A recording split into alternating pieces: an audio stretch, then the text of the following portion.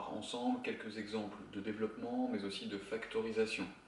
Ces développements et factorisations nécessiteront d'utiliser la propriété de simple distributivité de la multiplication, les simples développements, mais aussi la double distributivité et, dans certains cas, les identitaires marquables.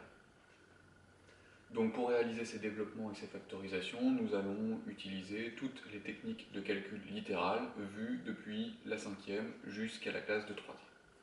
Allez, c'est parti. Voyons quelques exemples de développement et de réduction d'expressions littérales.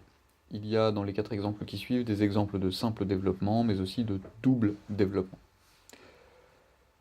A est égal à 3x plus 2 fois x moins 3. On va commencer par développer la multiplication par 2.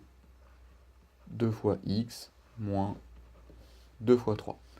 On obtient 3x plus 2x moins 6. On peut ensuite réduire. 3x plus 2x égale 5x. Et on soustrait 6. On obtient donc a égale 5x moins 6. Dans le B, nous avons à nouveau un simple développement. Nous allons distribuer la multiplication par x.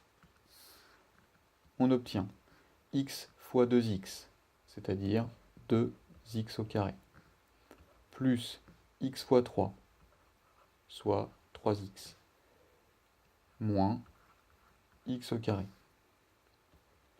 On peut réduire 2x au carré moins x au carré est égal à x au carré.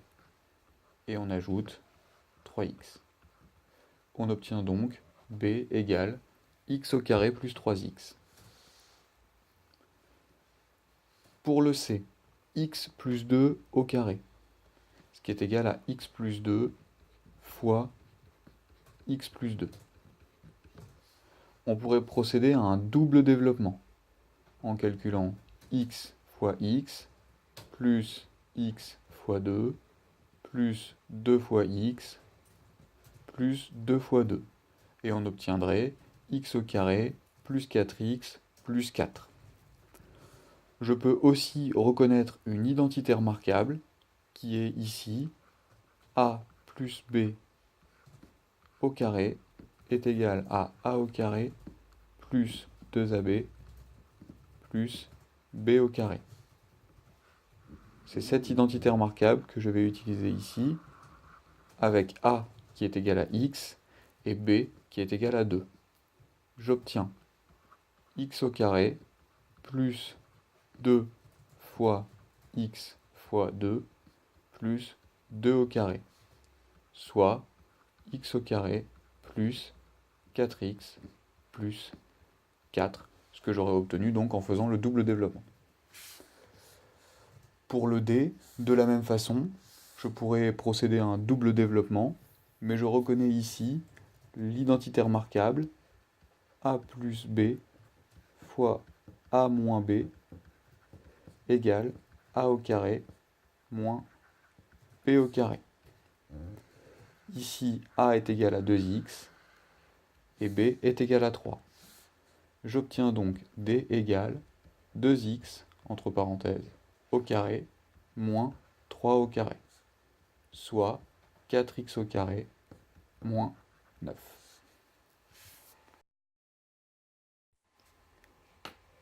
Voyons ensuite quelques exemples de factorisation. Factoriser, c'est écrire une somme ou une différence sous la forme d'un produit. Dans l'exemple E, 2x au carré plus 3x, nous avons une somme que nous allons donc essayer d'écrire sous la forme d'un produit. Cette somme peut s'écrire 2 fois x plus 3 fois x. Dans chacun des deux termes de la somme, on remarque qu'il y a en commun x. C'est le facteur commun. Je vais donc factoriser par x. C'est-à-dire que dans le produit que je vais écrire, l'un des facteurs est x. Il me reste ensuite à identifier le deuxième facteur. Dans le premier terme de la somme, x était multiplié par 2x. Dans le deuxième terme de la somme, x était multiplié par 3.